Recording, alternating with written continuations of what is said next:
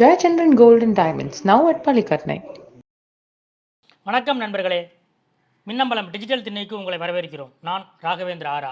தமிழ்நாடு முதலமைச்சர் ஸ்டாலின் கடந்த ஆகஸ்ட் 27ஆம் தேதி இரவு அமெரிக்காவுக்கு புறப்பட்டு சென்ற நிலையில் அவருடைய அமெரிக்க பயணம் இன்று 4வது நாளை எட்டியிருக்கிறது. இந்த நிலையில் முதலமைச்சர் ஸ்டாலின் அமெரிக்காவிலே முதலீடுகளை ஈர்ப்பது தொடர்பான அந்த பிஸியான அந்த பயணத்தில் இருக்கிற நிலையில் அவருக்கு அடுத்த நிலையில் இருக்கக்கூடிய ஆட்சியிலும் சரி, திமுக என்ற கட்சியிலும் சரி, அவருக்கு அடுத்த நிலையில் இருக்கக்கூடிய திமுக பொதுச் செயலாளரும் மூத்த அமைச்சருமான துரைமுருகன் இன்று செப்டம்பர் 1ஆம் தேதி காலையில் திடீரென சிங்கப்பூருக்கு பயணம் மேற்கொண்டிருக்கிறார் என்பதுதான் இன்று பிற்பகலிலே திமுக வட்டாரத்திலிருந்து வந்த ஒரு செய்தி. இதுவும் குறிப்பாக திமுகவின் மேல்மட்ட வட்டாரத்திலிருந்து இந்த செய்தி வந்திருக்கிறது. இன்னும் சொல்லப்போனால் வேலூரிலே துரைமுருகனை அறிந்தவர்களுக்கோ, சென்னையிலே அறிவாலயத்திலே கூட துரைமுருகனின் இந்த சிங்கப்பூர் பயணம் பலருக்கும் தெரியவில்லை. என்ன திடீர்னு சிங்கப்பூர் பயணம் போயிருக்காரு அப்படின்ற ஒரு கேள்வி அவங்களுக்கும் இதை பற்றி நாம் விசாரிக்கும் போது எழுந்தது.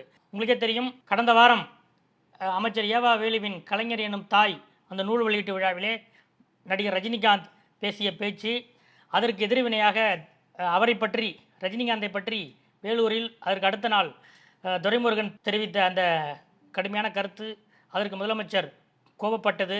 அதன் பிறகு முதலமைச்சர் ஸ்டாலின் அமெரிக்காவுக்கு செல்லும்போது அந்த விமான நிலையத்திலேயே இந்த பிரச்சனைக்கு அவரும் வெளிப்படையான ஒரு கருத்தை தெரிவித்து அதற்கு முற்றுப்புள்ளி வைத்து விட்டார். இந்த நிலையில் ஸ்டாலின் தமிழ்நாட்டில் இல்லாத நிலையில் அவர் அமெரிக்காவிலே இருக்கிற போது இங்கே இருக்க வேண்டிய முக்கியமான நபர்களில் ஒருவரான துரைமுருகன் ஏன் அவர் புறப்பட்டு சென்ற 4 நாட்களில் திடீரென சிங்கப்பூர் பயணம் மேற்கொள்கிறார் என்ற ஒரு கேள்வி எழுகிறது.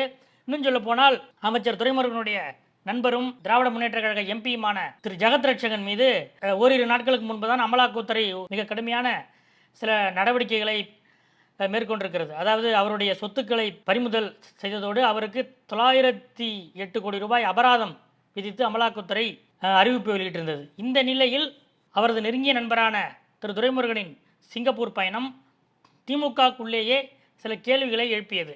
இது பற்றி நாம் துரைமுருகன் வட்டாரத்தில் விசாரித்த போது இது திடீர் பயணம் என்றெல்லாம் இல்லை, இது ஓரிரு மாதங்களுக்கு முன்பே அவர் நினைத்து கொண்டிருந்தது தான். அதாவது கடந்த ஆகஸ்ட் 19ஆம் தேதி அமைச்சர் துரைமுருகன் சிங்கப்பூருக்கு பயணம் செல்வதாக ஒரு திட்டம் இருந்தது.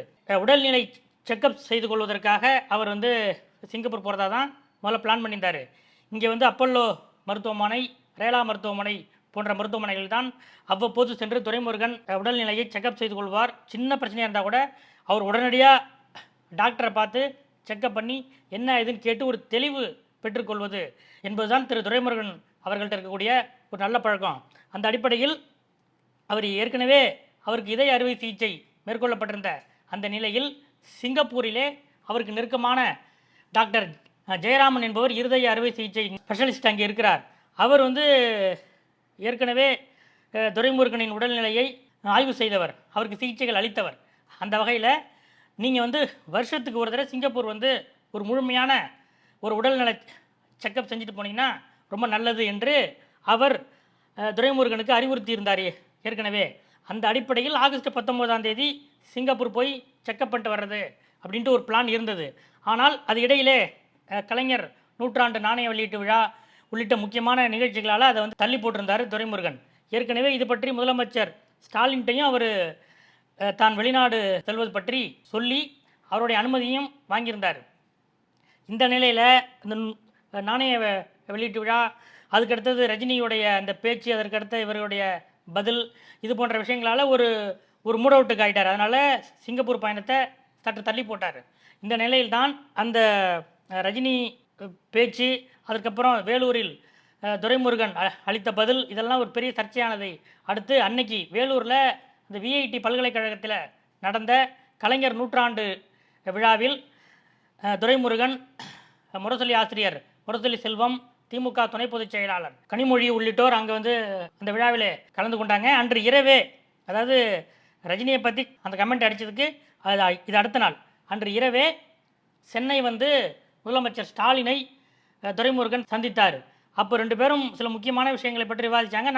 நாம் இது பற்றியே ஏற்கனவே டிஜிட்டல் திணையில் அந்த சந்திப்பு பற்றி நாம் ஏற்கனவே விவாதித்திருந்தோம். அந்த சந்திப்பில் துரைமுருகன் ஸ்டாலின்கிட்ட என்ன சொல்லியிருக்காருன்னா, நான் ரஜினி பற்றி அந்த பேசின பேச்சு ஒரு விதமான உணர்ச்சி வசப்பட்டு நான் பேசிட்டேன். உங்கள் அப்பா ஸ்தானத்திலிருந்து நான் சொல்கிறேன், நான் திட்டமிட்டு அப்படி எதுவும் பேசலை. நீங்கள் முக்கியமான ஒரு வெளிநாட்டு பயணம், அமெரிக்க பயணம் மேற்கொள்ள இருப்பதற்கு முன்பாக என்னோட பேச்சு உங்கள் இதயத்தில் ஒரு கரும்புள்ளியாக அந்த விழுந்துட்டதை நான் உணர்றேன் என்று சொல்லி அவர் என்ன சொல்லியிருக்காருன்னா, உங்கள் அப்பா ஸ்தானத்திலிருந்து நான் சொல்கிறேன், என்னை மன்னிச்சிருங்க என்று ஒரு உருக்கமாக துரைமுருகன் ஸ்டாலினிடம் சொல்லியிருக்கிறார். உடனடியாக ஸ்டாலின் எழுந்து கொண்டவர், அப்படிலாம் சொல்லாதீங்க, உங்களை நான் என்னோட அப்பா ஸ்தானத்தில் தான் வச்சு நானும் பார்க்குறேன் என்று அவரும் ஸ்டாலினும் அவரிடம் சொல்லியிருக்கிறார். இந்த சந்திப்பில் தான் நான் ஏற்கனவே சிங்கப்பூர் பயணம் நான் பிளான் பண்ணியிருந்தேன், அது தள்ளி போச்சு, அதனால் இப்போ அடுத்த வாரம் போகிறேன் என்று முதலமைச்சரிடம் சொல்லியிருக்கிறார். அதாவது முதலமைச்சர் அமெரிக்கா செல்வதற்கு முன்பே அவரை சந்தித்து தனது சிங்கப்பூர் பயணம் பற்றி துரைமுருகன் தெரிவித்து விட்டார். அந்த அடிப்படையில் தான் இன்றைக்கி செப்டம்பர் 1 சிங்கப்பூர் போயிட்டு செப்டம்பர் 4 வாக்கில் அவர் திரும்பி வர்றார் என்று துரைமுருகன் வட்டாரத்தில் சொல்கிறார்கள். இதே நாள், அதாவது இன்று செப்டம்பர் 1 அமைச்சர் துரைமுருகன் சிங்கப்பூர் போயிருக்கிற இதே நாளில் திமுக துணை பொதுச் செயலாளர் தூத்துக்குடி எம்பி கனிமொழியும் சிங்கப்பூரில் தான் இன்று இருக்கிறார். அவர் சிங்கப்பூரில் கலைஞர் என்ற ஒரு நூல் வெளியீட்டு விழாவுக்காக அவர் சிங்கப்பூர் சென்றிருக்கிறார் என்பது கூடுதல் தகவல். இது திராவிட முன்னேற்ற கழக தரப்பில் இன்று நடந்து கொண்டிருக்கிற அப்டேட். அடுத்ததாக பாஜகவின் அந்த ஒருங்கிணைப்பு குழு அமைப்பாளராக இருக்கக்கூடிய மூத்த தலைவர் ஹெச் ராஜா இன்று தமிழ்நாடு ஆளுநர் RN ரவியை சந்தித்து பேசியிருக்கிறார். அதாவது அண்ணாமலை லண்டன் பயணம் சென்ற பிறகு தமிழ்நாடு பாஜகவை அந்த ஒருங்கிணைத்து நடத்துவதற்காக ஹெச் ராஜா தலைமையில் ஒரு குழு அமைக்கப்பட்டது. உங்கள் எல்லாருக்கும் தெரியும். அந்த குழுவில் தலித்துகள் இல்லை, பெண்கள் இல்லை, சட்டமன்ற உறுப்பினர்கள் இல்லை என்ற ஒரு குறை இருந்தாலும் அந்த குழு அமைக்கப்பட்டது தான். இந்த நிலையில்தான் அந்த குழுவின் தலைவரான அமைப்பாளரான ஹெச் ராஜா ஆளுநர் RN ரவியை சந்தித்து விட்டு இன்று செய்தியாளர்கிட்ட பேசும்போது, ஏன் RN ரவியை நீங்கள் சந்திச்சிங்க என்று கேட்டபோது, இது மாதிரி பாஜகவில் ஒரு புதிய பொறுப்பு எனக்கு கொடுத்துருக்காங்க, அதனால் மரியாதை நிமித்தமாக சந்தித்து வாழ்த்து பெற்றேன் என்று ஹெச் ராஜா ரொம்ப வெளிப்படையாகவே இந்த கருத்தை சொல்லியிருக்கிறார். பாஜகவில் ஒரு பதவி பெற்றால் அதற்கு ஆளுநரை சந்தித்து வாழ்த்து வாங்க வேண்டிய அவசியம் என்ன என்ற கேள்வி பிஜேபிக்குள்ளேயே எழுந்திருக்கு. அதாவது இது ஒரு கட்சி விஷயம், கட்சி ரீதியான ஒரு பதவி. அந்த பதவிக்கு நீங்கள் தான் பாஜகவில் மூத்த தலைவர் என்ற அடிப்படையில் உங்களுக்கு அந்த பொறுப்பை தேசிய தலைமை அளித்திருக்கிறது. இந்த நிலையில் ஆளுநர் RN ரவியை சென்று சந்தித்தது ஏன் அப்படின்னு நம்ம விசாரித்தப்ப, என்னங்க இப்படி கேட்குறீங்க, பாஜகவில் அந்த ஒருங்கிணைப்பு குழு போட்டிருக்காங்க இல்லையா, அதில் 6 உறுப்பினர்கள் அறிவிக்கப்பட்டிருக்கிறார்கள். அறிவிக்கப்படாத இன்னொரு உறுப்பினராக இருப்பவர் ஆளுநர் RN ரவி. இதில் எங்களுக்கு எந்த சந்தேகமும் இல்லை. அது ஒரு செய்தியாக அதை சொல்லணும் அப்படின்ற அவசியமும் இல்லை. அதனால் அறிவிக்கப்படாத உறுப்பினரை சந்தித்து அவர் வாழ்த்து பெற்றிருக்கிறார் ஹெச் ராஜா அப்படின்னு தான் நம்ம எடுத்துக்க வேண்டியிருக்கு. ஏன்னா அவரே சொல்கிறாரு, பாஜகவில் ஒரு புதிய பொறுப்பு எனக்கு வழங்கப்பட்டுள்ளதால் ஆளுநரை சந்தித்து வாழ்த்து பெற்றேன் அப்படின்னு சொல்கிறாரு. இந்த நிலையில் இந்த வரக்கூடிய 3 மாதங்களில் அந்த எதிர்க்கட்சிகளுடைய வியூகம் என்ன என்பதை ஆளுநரிடமும் ஹெச் ராஜா விவாதித்திருக்கிறார் என்றுதான் பாஜக தரப்பில் சொல்கிறார்கள். அதனால தான் ராஜா இது பற்றி செய்தியாளர்கள் கேட்கும்போது, நான் சந்தித்தேன், அவர்கிட்ட பேசினேன், அதெல்லாம் வெளியில் சொல்லக்கூடிய விஷயங்கள் இல்லை என்று ஒரே போடாக போட்டுவிட்டார். இதுதான் இன்றைக்கு பாஜக தரப்பில் நடந்திருக்கக்கூடிய அப்டேட். அடுத்தடுத்த அரசியல் அப்டேட்டுகளை அறிய தொடர்ந்து காத்திருங்கள். நன்றி.